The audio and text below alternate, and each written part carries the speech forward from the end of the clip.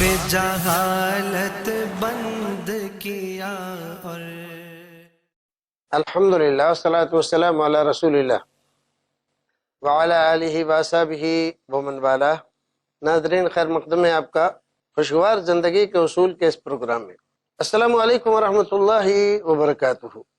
ناظرین، خوشگوار زندگی گزارنے کے جو اصول اب تک ہم نے ذکر کیے ہیں، ان میں ایک اصول یہ بھی اضافہ کر لیں کہ ہمیشہ ابتدا، پہلا تاثر، اس پر خاص اہمیت، جیسے انگریزی میں کہتے ہیں نہیں، first impression is last impression.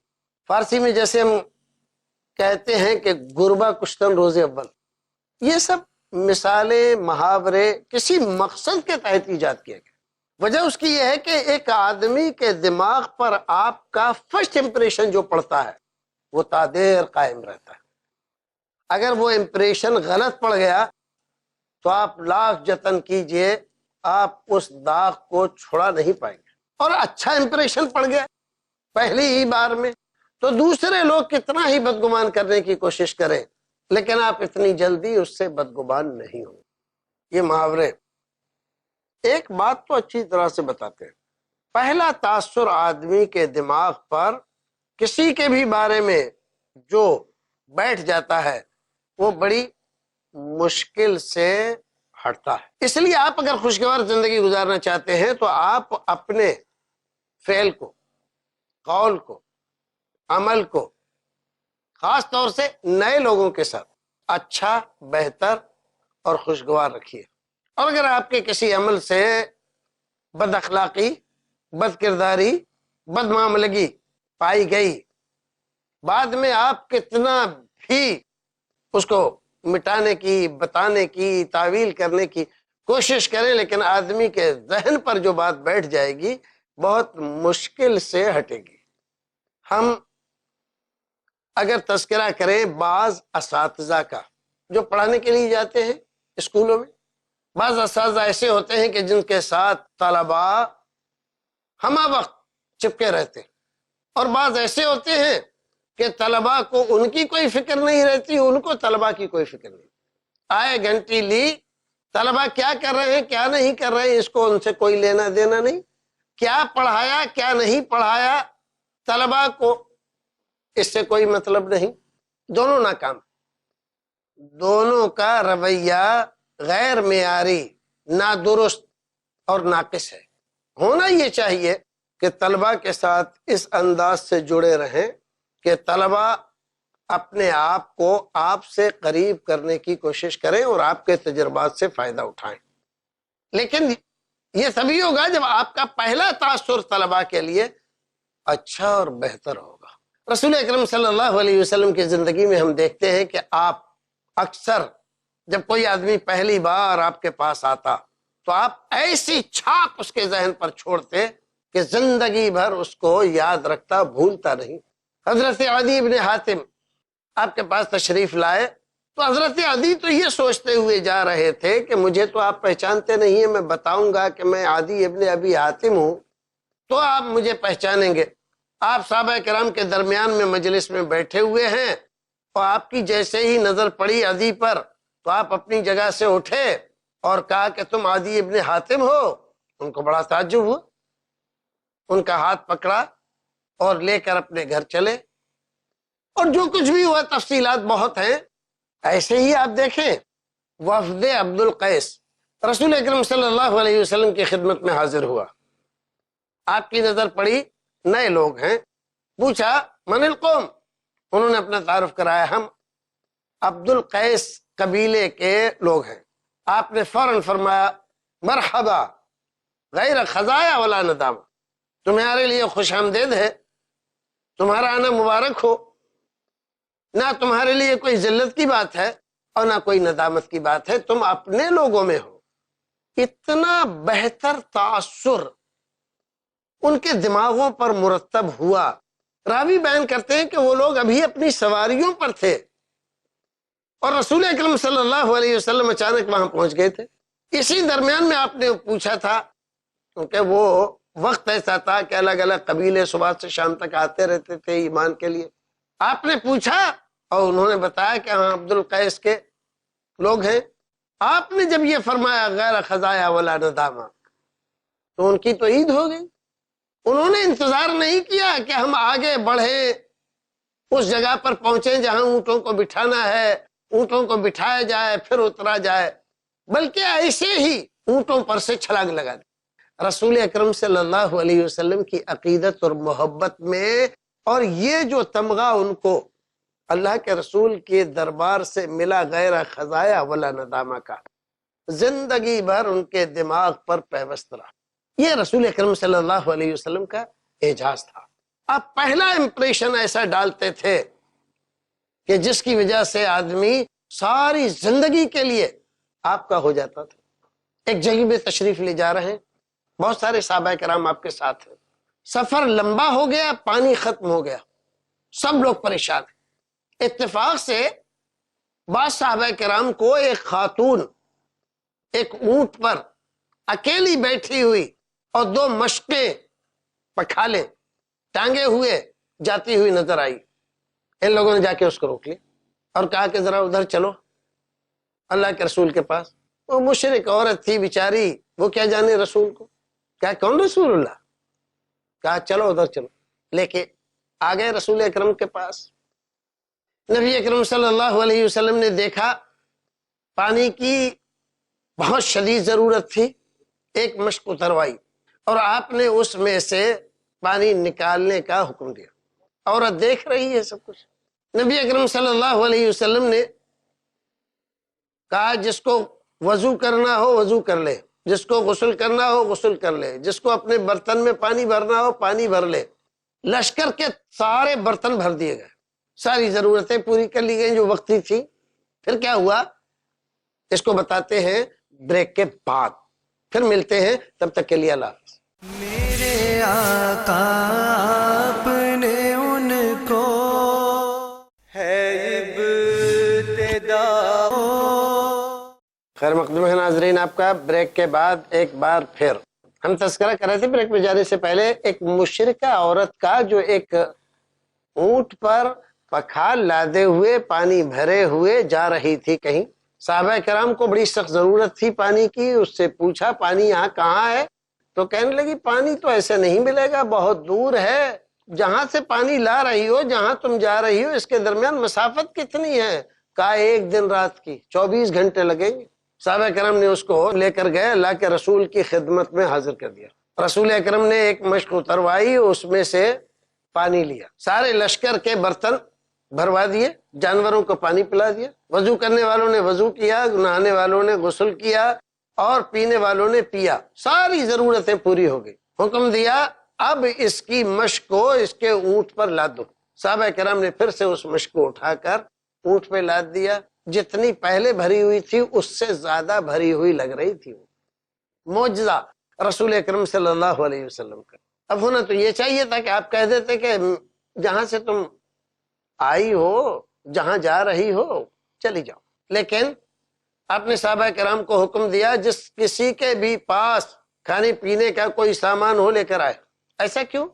ایسا اسی لیے کہ اس خاتون کو جب آپ کی خدمت میں پیش کیا گیا تو اس بیچاری کو ڈر ہوا، بڑی محنت سے میں پانی لے کر آئی ہوں، اکیلی عورت ہوں، کہیں یہ لوگ میرا پانی نہ چھین لے. فوجی لوگ ہیں، ان کا کیا ٹھکانہ، کچھ بھی کر سکتے ہیں. اسی لیے اس نے پہلے ہی ذکر کر دیا تھا کہ میں یتیموں کی ماں ہوں، میرے یتیم بچے ہیں چھوٹے چھوٹے خیمے پر. رسول اکرم صلی اللہ علیہ وسلم نے جب یہ سنا کہ یہ یتیموں کی ماں ہے تو اس کے لیے کچھ اور کرنے کا جذبہ آپ کے دل کے اندر پیدا ہوا. صحابہ کرام سے اعلان ہوا، دسترخوان بچھا دیا گیا، ملیدہ لے کر آیا، کچھ کھجوریں لے کر آیا، کوئی اور چیز لے کر آیا، کوئی اور چیز لے کر آیا. ڈھیر ہو گیا اچھا خاصا. رسول اکرم صلی اللہ علیہ وسلم نے اس تمام کو ایک کپڑے میں لے کر باندھا اور باندھ کے اس کو دے دیا، لو جاؤ اپنے بچوں کے لیے لے جاؤ. اس کے تو خوشی کے ٹھکانے نہیں رہے. بتائیے ایک عورت جو یہ سوچ رہی ہو کہ فوجی لوگ ہیں، کوئی بھی ظلم کر سکتے ہیں، میرا اونٹ بھی چھین لیں تو کوئی تعجب نہیں، مجھے قتل کر دیں تو بھی تعجب نہیں، کوئی ان کا کیا کر سکتا ہے، میں اکیلی عورت ہوں یہاں۔ میرا پانی چھین لیں تو کوئی تعجب نہیں، لیکن انہوں نے پانی سارے لشکر والوں کو پلا دیا اور میری مشق سے تو اس میں سے ایک پیالہ بھی کم نہیں ہوا۔ عجیب لوگ ہیں۔ پھر لیا تو کچھ بھی نہیں مجھ سے، اور میرے لیے، میرے بچوں کے لیے کھانے کا انتظام مدتوں کا کر دیا۔ بہت خوش ہوئی، اس کی خوشی کا کوئی ٹھکانہ نہیں، اپنے اونٹ پر بیٹھی اور اپنے منزل کی طرف روانہ ہو گئی۔ پہنچی اپنی قوم میں، اپنے قوم کے پاس پہنچی، لوگوں کو جمع کیا، واقعہ سنایا۔ ایک ایسا عظیم جادوگر مجھے ملا راستے میں، جس نے کمال کر دیا۔ کیا ہوا؟ اب سارا قصہ جو اس نے دلچسپی کے ساتھ بیان کیا ہے، ساری قوم ہمتاً گوش ہو کر اس کو سن رہی ہے۔ کچھ لوگ پہلے سے رسول اکرم صلی اللہ علیہ وسلم کے بارے میں سن چکے تھے، انہوں نے کہا کہ تو اس کو جادوگر کہہ رہی ہے، وہ تو لوگ کہتے ہیں اللہ کے رسول ہیں۔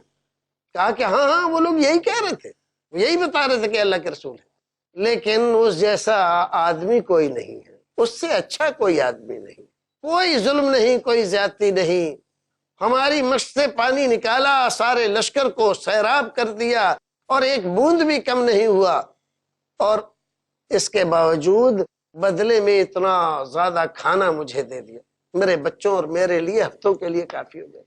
مجھے تو وہ آدمی بہت اچھا لگا، میں تو اس کی گرویدہ ہو گئی ہوں۔